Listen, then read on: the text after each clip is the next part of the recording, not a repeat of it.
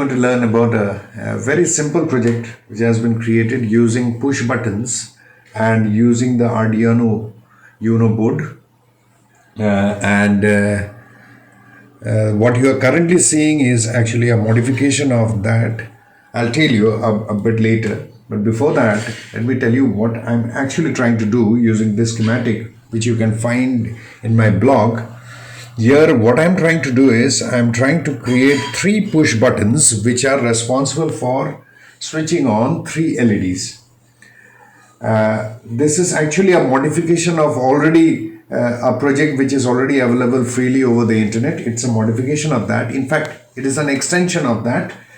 And using this 3 LEDs and 3 push button, later on what I have done is I have created a 3x8 decoder. That is an octal decoder, which you can see over here. I'll be showing you the demonstration after a bit later on. But before that, let me first explain what is happening over here. This is the schematic, which you can get it through my blog, and I have the source code also ready out here. The source code is also ready, and even this can be found in the blog. What it is going to do is it's going to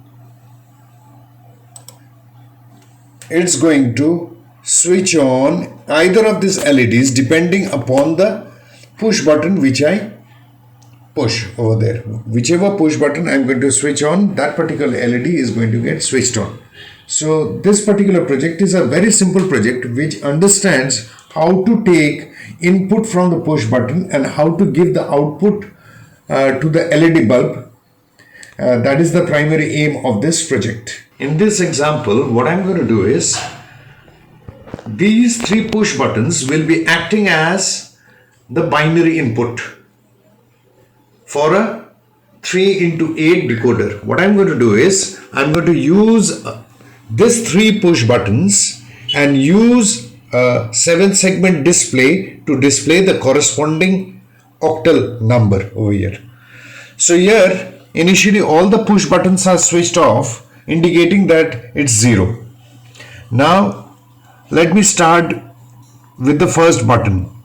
So it is 0, 0, 1. So 0, 0, 1 is the binary for octal number 1.